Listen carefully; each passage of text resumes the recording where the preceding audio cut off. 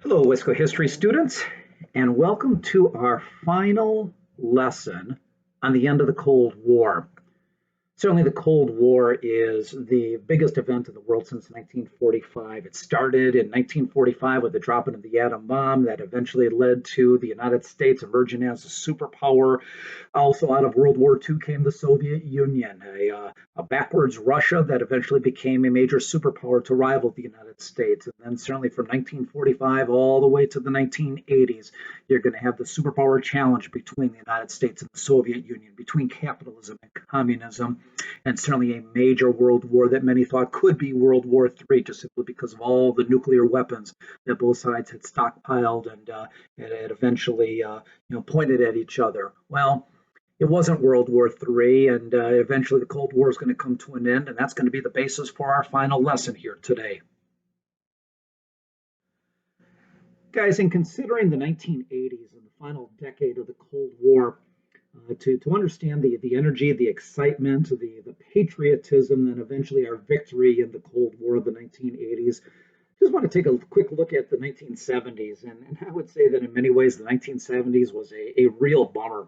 And what I mean by a bummer is that there were just a number of events that happened for the United States where there wasn't a sense of pride, there wasn't a sense of energy. America was struggling in the 1970s. And let me just kind of go through a couple of those things.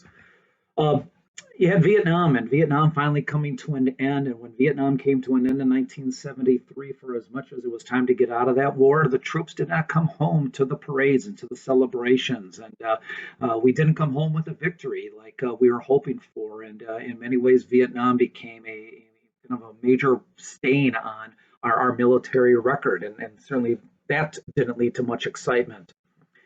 1973, 1974, you get the Watergate scandal, and eventually the taking down, the resignation of a president, Richard Nixon, and certainly that's much more for U.S. history. But it had been that we used to trust our presidents, used to trust our politicians, and now we couldn't even trust the United States and the U.S. President Richard Nixon, and Americans were kind of second guessing everything coming out of Washington D.C.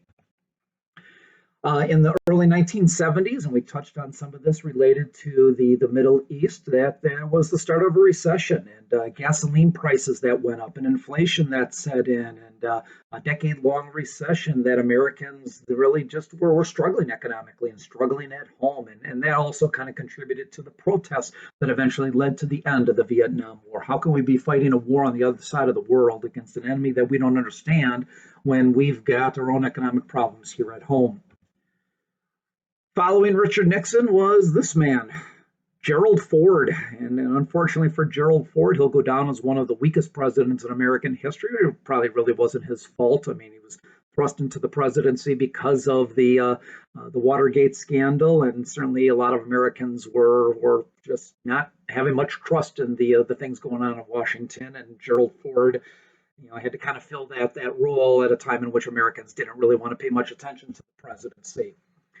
Following Ford was good old Jimmy Carter, and for as much as Jimmy Carter was successful in the Camp David Accords and Middle East peace, we talked about that. He really didn't bring a sense of strength and conviction and power to the presidency, and in many ways also got kind of pushed around. He got pushed around by the Ayatollah of Khomeini and the Iran hostage situation. He got pushed around a little bit with regards to making that decision to boycott the Olympic Games because of the Russian invasion of Afghanistan, and just didn't really exude much power or strength to the presidency. And and Americans were again just you know feeling troubled by all what was going on in Washington. You also had the Three Mile Island accident. We just touched on that with the end of the 1970s, and although it wasn't a nuclear disaster and nowhere near even the calamity that it could have been, it, again, just had Americans wondering, what in the world are we doing with this nuclear power, and do we truly understand, and can we control it, and is there going to be the possibility of human mistake, and just a lot of confusion, a lot of questions, and a lot of doubt that America had. And then even when it comes to pop culture, I mean, pretty much the pop culture of the 1970s was disco music, Saturday Night Fever, John Travolta, 30-year-old men with hairy chests and their shirts halfway unbuttoned. And for as much as that was pop music that lives on with the Bee Gees and disco balls and the like, it just it really didn't. When you consider that you had rock and roll of the 1950s and you had the influential music of the 1960s, and then certainly the pop music of the 1980s. I mean, disco music it leaves much to appreciate, and really the 1970s was a bummer. Another example of the struggles of the United States in the 1970s. It had to do with an event that happened in the Olympic Games, 1972 basketball tournament at the Olympic Games. And as you can see here, and you kind of have to kind of look at the picture and analyze it a little bit, what you have there is the medal ceremony. And the medal ceremony that, first of all, does not have the United States on top of the podium in a very confusing and controversial decision. In the end, the Russians came away with the victory against the United States that had been absolutely dominant in the sport of basketball. And the other team that's there in the red, white, and blue is not the red, white, and blue of the United States. That's actually the Cuban basketball team. And so what you have there is, the Soviet Union, communism, Cuba, communism, and the United States finished with the silver medal.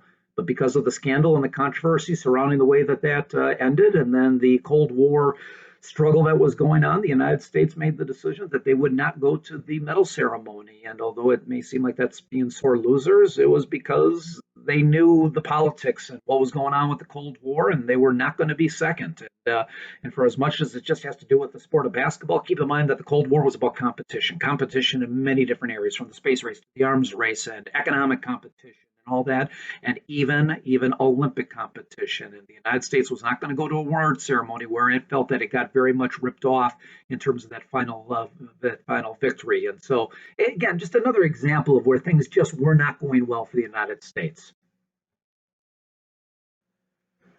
But then we get to the 1980s, and I wish that I could be with you guys, because the 1980s is my decade, my generation. And for a number of your parents who are around the same age as I am, let's say right around 50, it's their generation and their decade. And it was an exciting and cool, and just, it was a neat decade to grow up in, connected to both high school and early college. And so today, guys, we're going to take a look at the end of the Cold War.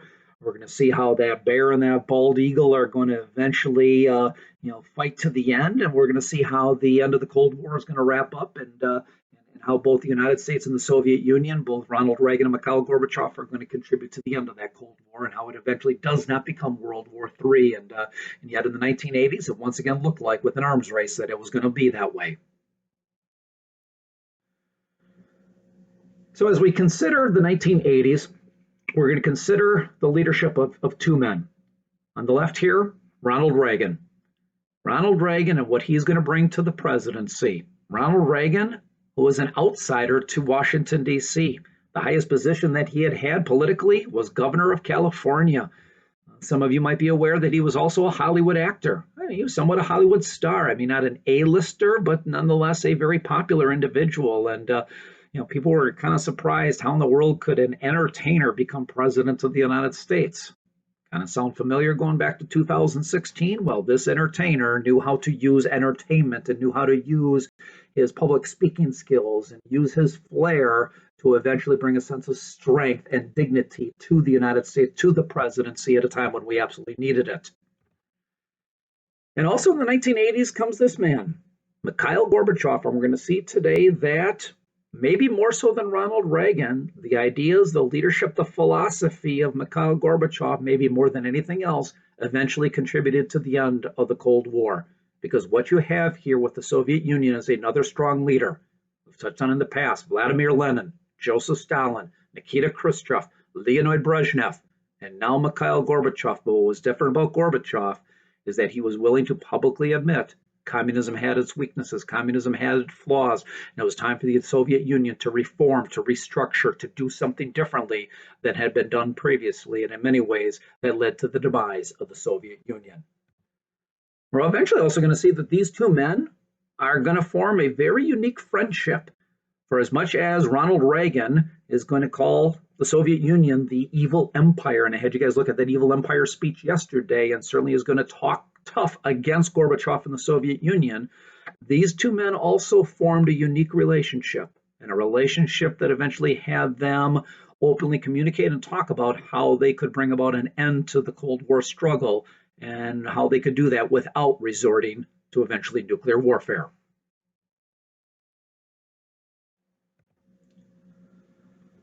So let's talk about Ronald Reagan first. Ronald Reagan. Certainly when it comes to Ronald Reagan, he is going to bring a sense of leadership to Washington, D.C. that America absolutely needed, as I mentioned before, with the resignation of Richard Nixon and then the succession of that with Gerald Ford and Jimmy Carter and a lack of leadership that was going on in Washington, D.C. at that time. I would say probably more than anything else, Ronald Reagan brought a sense of American pride and American patriotism to the White House that had not been seen in quite some time. I've often said that Ronald Reagan was America's greatest cheerleader, and he absolutely knew how to use his Hollywood background and use his public speaking skills and knew how to just use words and use a sense of strength, also a sense of wit to be able to communicate and communicate well with the American people and eventually also communicate to the world what eventually the plans for the United States would be. He also made it very clear that at the same time that the United States was and should be proud to be the greatest nation in the world, that in the end, on the other side of the world was the evil empire. And that phrase, evil empire, very much resonated with Americans because also in the 1980s came a movie trilogy, the Star Wars trilogy. And when it came to the second Star Wars to be seen on the big screen, it was called The Empire Strikes Back. And with that, Darth Vader. And in many ways, Ronald Reagan set up the Soviet Union as that evil empire, and the leadership of the Soviet Union in the form of a Darth Vader, and America was willing to take on that evil empire and eventually bring home a victory, just like the Jedi and Luke Skywalker had done back in those movie blockbusters. Reagan was also very strongly anti-communist and continued to point out the advantages of capitalism and the freedom and the liberties that we have in the United States, and then eventually the evils of communism, and that it doesn't bring a workers' paradise like Stalin had promised, and that it doesn't give people a sense of rights and liberties like they should have, not just in the West, but across the world. He's also going to very much escalate our military strength. If you recall, we looked at SALT I and SALT II of the 1970s that put kind of a cap on the arms race, and for as much as that eased some of the tensions, Reagan looked at that whole situation and said it was a waste of time. The only way to defeat the evil empire, to defeat the Soviet Union, was to, kind of in the words of John Foster Dulles of the 1950s, brinkmanship, push the Russians to the brink of war, escalate our military involvement, and let's see if the Russians would be able to keep pace. And in the end, they couldn't because they were that paper tiger. And eventually, we pushed the Soviet Union to the brink of economic exhaustion. The Soviet Union never truly was the superpower equal to the United States. They were able to keep a facade with things like the arms race and the space race and things such as that. But at the same time that they were putting their money and their efforts into that, their people were starving, their people were struggling, their farmers were struggling, and in the end, capitalism showed that we could provide for people and even provide for people in a time of need. And in many ways, then Ronald Reagan is going to bring about an end to the era of détente. Remember, détente meant relaxation. And for as much as there was a spirit of cooperation, even a spirit of friendship that happened in the 1970s, Reagan said it's time to bring that to an end, because that only is going to mean the Soviet Union has more time to continue to build its strength, and we need to destroy that strength. And that's why people became a little bit more fearful once again. At the same time that Reagan was able to bring about a sense of pride and enthusiasm and be that America's cheerleader, it also worked out perfectly that in 1980, the Olympic Games, Winter Games, were to be held in Lake Placid, New York. And America pulled off its greatest athletic victory in what became known as the Miracle on Ice. And I'm sure many of you are aware of it. Sports Illustrated called it the greatest Olympic or greatest athletic achievement in American history, because what you had here was an underdog.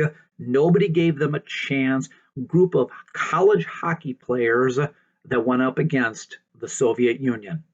And just like the United States has dominated the sport of basketball, and so that's why that 1972 loss was so devastating and we felt we got ripped off, In many ways, the 1980 victory against the Soviet Union was just as big of an upset because the Soviet Union had always dominated the sport. Because hockey, kind of like soccer, is very much a sport where you need the team, the collective unit. And that's where communism, the community, a collective effort is going to play a role. I mean, there's been some great hockey greats out there, the Wayne Gretzky's and individuals like that. But this isn't a sport necessarily that's dominated by an individual. And what the United States was able to do was defeat the Soviet Union. What's even impressive about it, what people tend to forget, is that famous "Do you believe in miracles?" and America going nuts about the victory against the Soviet Union was not even in the gold medal game. It was in the semifinal game. We still had to win the gold medal game to win the tournament, and in the end, we did. And when you pull that excitement combined with Reagan's energy, it just kind of set the table for what was going to be a fun decade and eventually taking on the Soviet Union and bringing about the ultimate victory. Also, as an American teenager, man, I remember going to the movies, and the original Red Dawn, starring Charlie Sheen and Patrick Swayze, had a crazy situation of a Russian invasion of the United States. It never happened before, never did happen. But what you had here was a group of teenagers out west in the big sky country of Wyoming or Montana that were able to lead a rebellion and lead a resurgence against the Soviet Union and eventually bringing home the victory, and that even our American teenagers were superior to them. You have the Rocky movies, and arguably the greatest Rocky movie is Rocky IV. And when you have Rocky taking on Ivan Drago and eventually taking him on in Moscow and eventually winning, again, America came out victorious. And then when it came to basically every movie starring Chuck Norris and Arnold Schwarzenegger, I mean, often those movies had us taking on the communist world, whether it be in Vietnam or in Red Square or whatever. And who came out victorious? America did. And so a lot of our pop culture, our music, our movies very much also, reflected that America was on fire once again, and America was going to win once again. And America maybe was an underdog in some cases, but we would always come out victorious. And again, Reagan capitalized on all of that. So these two men are going to form a friendship, form a relationship, and that relationship is going to be pivotal to how the Cold War is eventually going to come to an end. So let's now take a look at the other side of this partnership, and that being Mikhail Gorbachev. Mikhail Gorbachev. When Gorbachev became the communist leader in the early 1980s, he's going to bring some new ideas to the Soviet Union. New ideas that are going to come in the form of, first of all, a Russian term called perestroika. Back in the 1980s, Americans became familiar with two Russian terms. And the first of these was perestroika, where Gorbachev, as I mentioned before, admitted that communism had its weaknesses, that communism would not be able to keep pace, that communism wouldn't provide that workers' paradise, and that it was time for a reform to happen, changes to happen, political and economic reforms, and that if the Soviets weren't willing to do that, that in the end, it could lead to their ultimate disaster. And so he's going to call for those reforms. And so perestroika, in the form of books and literature and ideas, became a kind of a global word. And people realized that this man was serious about it. To go about those reforms, he then is going to preach something called glasnost. Glasnost was the idea of permitting a sense of openness, a sense of dissent that, remember, in the communist world, you didn't challenge the authority. You don't have a sense of freedom of speech and freedom of press. But Gorbachev said, if we're going to reform ourselves, then we're going to have to think beyond and look beyond the Iron Curtain and see what they're doing in the West, in Western Europe, in the United States. And we're going to have to allow our people to contribute and to think and to be able to debate the issues at hand here. And again, those are very unusual for the communist world that had been part of both the Soviet Union and Cuba and Vietnam and other places like that. So glasnost and perestroika. In addition to that, Gorbachev is going to lead some foreign policy initiatives. It's one thing to say you're going to do something, but you also need to follow up with some action. One of those is that he withdrew from Afghanistan. Again, I mentioned that Afghanistan became very much for the Soviet Union like our fight was in Vietnam. Soviet Union was superior. Soviet Union should not have had the problems that it did, but in the end, it became a bigger problem, and it lasted longer. It drained the economy and became a real sore spot for the Soviet Union, and they eventually withdrew without the victory that they were looking for. At the same time that Ronald Reagan is pushing a new arms race, well, Gorbachev said we're going to have to cut military spending because eventually our people are going to starve to death unless we're willing to make those kind of cuts. And he was willing to do that. And also, he's going to begin to encourage a sense of democratic reform in Eastern Europe. I mean, one of the things that Gorbachev realized is that the Soviet Empire had become too big and it become too expensive. And so, although he wasn't necessarily pushing for democracy in other parts of the Soviet world, he also said we won't necessarily roll on the tanks and put a stop to it like we had done previous. And with that came something called democratization. Democratization that saw democracy on the move, and in many ways, what became a reverse domino effect. Instead of one nation after another and an entire region fall into communism, well, democracy was on the move, and this began to signal that the United States and its principles of democracy and capitalism was eventually going to win out over communism.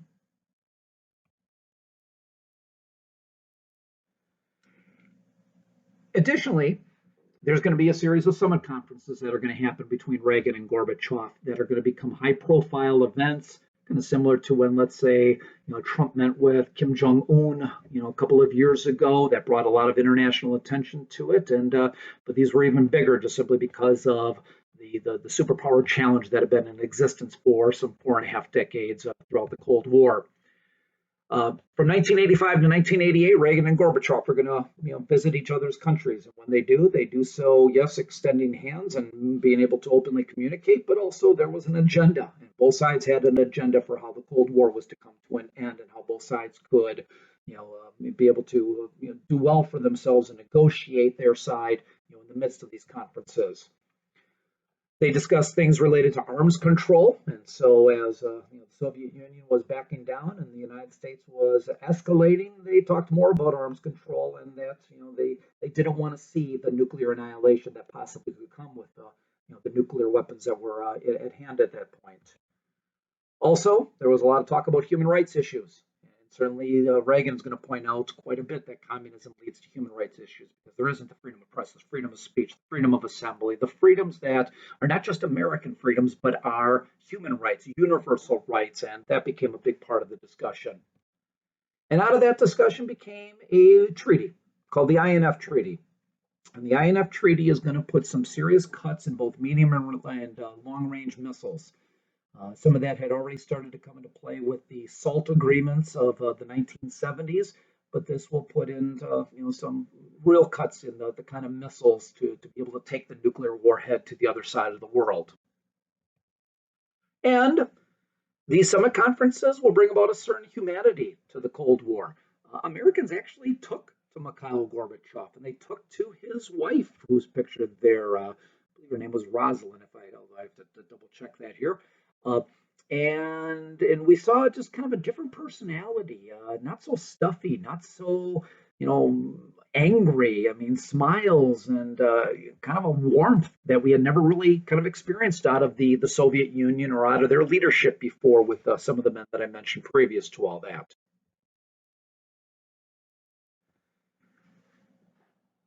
Part of Ronald Reagan's renewed enthusiasm for the United States and pushing the arms race once again as he's going to, and that military escalation is going to eventually create something that's called officially the Strategic Defense Initiative, SDI. Americans call it Star Wars, again, because of the Star Wars trilogy. And although it didn't happen as Reagan wanted it to in the 1980s, and it's now more in place today, some 30 years later, is what Reagan proposed, is that we could take the arms race all the way to outer space, and that we could eventually create a nuclear umbrella, and that we could create a international missile defense shield, and that in the end, if the Soviets were going to fire some sort of ICBM against us, well, within 25 minutes, we could shoot that ICBM down using outer space and satellites and just missile defense systems that we would place in outer space.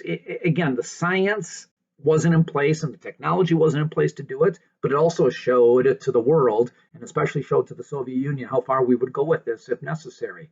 And the Soviet Union was in no position economically and militarily to do this. And again, just showed where the United States was moving and moving all the way outer space, and the Soviet Union was backing down tremendously.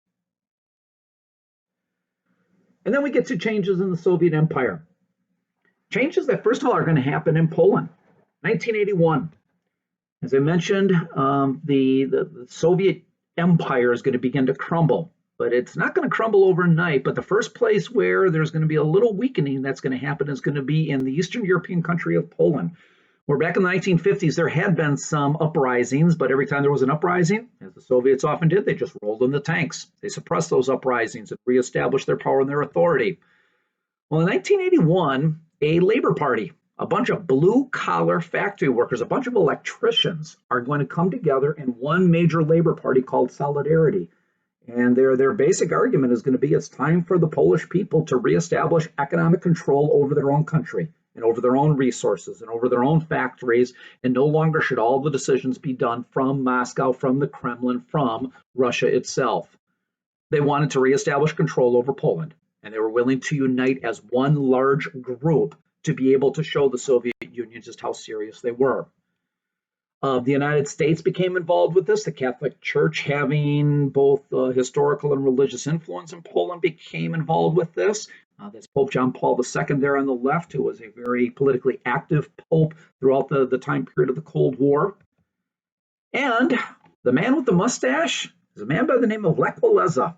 Lech Walesa was a simple blue-collar electrician who just ended up becoming the face of the Solidarity movement.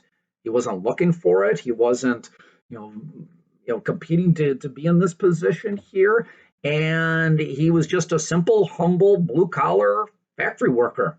And I think that probably worked out beautifully because it basically showed that the people, not the rich, not some powerful businessman to try to take on the Soviet Union, but that the simple people of Poland were willing to take them on and take to the streets and stick together. And Lech Walesa just became kind of this rallying point for the world. And they just like to see Lech Walesa, publicly and physically, stand up to the Soviet Union and not be willing to sit down. And the people of Poland followed him.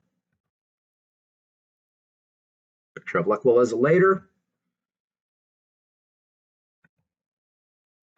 And this simple man challenged the Soviet Union, and Poland challenged the Soviet Union. Now, again, it didn't happen overnight, but eventually, over the span of the 1980s, the Soviet Union had no choice but to eventually back down and not move the troops in and eventually allow for Poland to break free.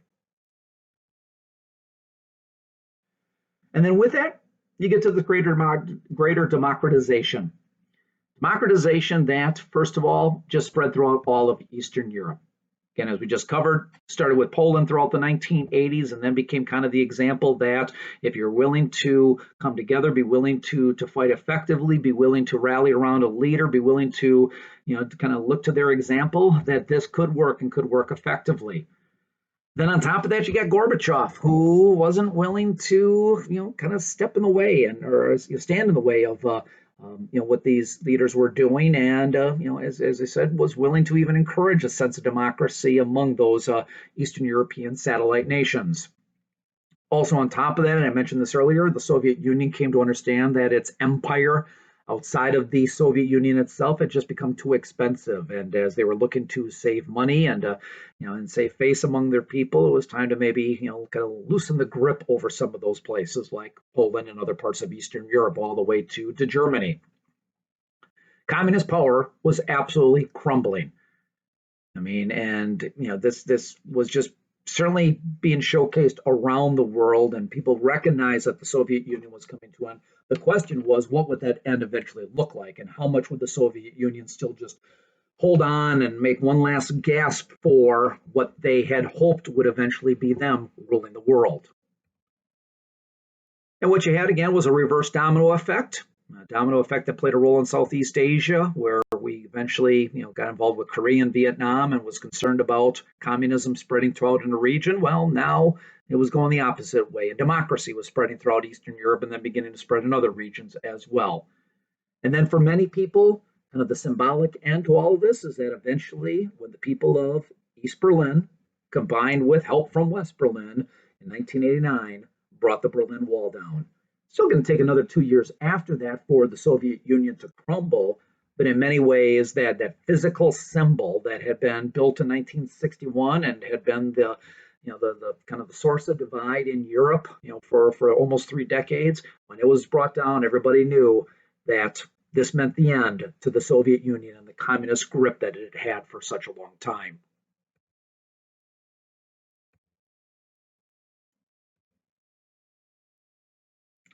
Ronald Reagan gave a powerful speech in front of the Brandenburg Gate, which is the main gate of the Berlin Wall, in which he basically publicly said, Mr. Gorbachev, tear down this wall. And in the end, the wall came a tumbling down. A couple last things involving the end of the Cold War. Chernobyl. We had 3 Mile Island. Soviet Union had Chernobyl. Chernobyl was a Russian nuclear disaster. And this wasn't just a few bells and whistles that went off, such as what we saw with 3 Mile Island. This was a nuclear disaster that happened in 1986, where they are going to have a meltdown that's going to happen, and basically a malfunction that completely rips apart a huge part of a nuclear reactor, and then spits out nuclear waste, and just becomes a nightmare not only for the people around that region but also throughout Eastern Europe as well. And then here's the thing: is that the events of Chernobyl. And if you want to see a great miniseries about this, HBO, and you can find it on other cable channels, did a 3 or 4 part thing on Chernobyl, and this isn't a documentary; it's it's a kind of a movie version of it, and it is just intense. And really, the big thing that you'll see in all that here is because of the Communist Party and the way that they handle things. It was unreported for a week. The communist world, and this is still true today, at this day, just does not have a sense of transparency, doesn't share. There isn't the freedom of the press, and they just don't get the information out as quickly as they need to, because they don't want to look bad, they don't want to look foolish, but this also became then a serious medical and health issue for a much bigger region that eventually is going to spread into other parts of Eastern Europe as well. Radioactive fallout did take place over all of Europe. That eventually led to an economic disaster for a time, involving just people in the streets and farmers in the fields and all of that. That became a major concern. The eventual death toll is going to be about 4,000, which maybe isn't as staggering as it could have been, but on the other hand, it also just showed that once again the Soviet Union and its understanding, its grip, its reaction to things is just completely falling apart, and it is truly time for something new to emerge, because they're just having everything go wrong for them at this point. And finally, let's get to the thaw of the Cold War. Thaw of the Cold War, first of all, saw an economic thaw. As I just pointed out, a failing Russian economy. That workers' paradise that Stalin had promised was not coming true. In addition to that, there's going to be a second opportunity. We're going to talk about the first one because of this whole virtual learning here, where both in the 1960s and again in the 1980s, there were serious parts of Russia that were going hungry.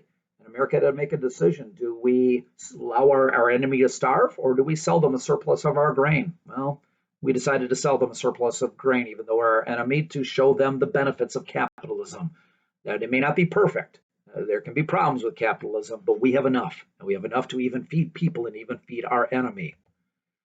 Also, by this point, there was truly a American global trading dominance. In fact, by the 1980s, and we touched on this earlier, nobody was really talking about the economic competition coming from the Soviet Union. Now it seemed to be coming from Japan. And that eventually set the stage for, again, how the Asian markets are going to open up. And then there was a cultural thaw. Cultural thaw that saw things like the Russian circus, the Russian ballet come to the United States, and for as much as they were our enemy, we could appreciate the skill, the expertise, just the excellence that they were able to be able to create in their area of culture. And then our culture also went over to the Soviet Union. And when the boss, Bruce Springsteen, went over and played a concert in Moscow, and his famous song is "Born in the USA." And as he's singing "Born in the USA," and you have a bunch of Russian citizens in Moscow singing "Born in the USA" as well, everybody knew, yep, America was going to come out victorious in all of this. In 1991, Soviet Union officially came to an end. This happened under George H. Bush, his presidency, and a new Russian leader by the name of Boris Yeltsin. Gorbachev eventually was kind of kicked out of the country, considering, although he became beloved in America and eventually even became kind of a partial citizen in America and made quite a bit of money doing public speeches and commercials and taking advantage of capitalism. Well, the Soviet Union was no longer the giant it once used to be. Again, the Soviet Union was 15 republics, now 15 countries. So the Ukraine is now a country, Kazakhstan now a country, and the question was going to be now what would happen to the economies? What would happen to the nuclear weapons? What would happen to the future of that Soviet Union that now is led by Russia and then the other countries that are around that region? Certainly not the power that they once used to be, but nonetheless, Russia still is a major player in the world and somebody that we've had to pay close attention to. And with their new leader Vladimir Putin, things that are relatively new leader, we've certainly had to keep close tabs on them, but not to the same extent that we did back with the Cold War. 1945 to 1991, crazy event, an event that many thought could lead to the end of it all, but it didn't.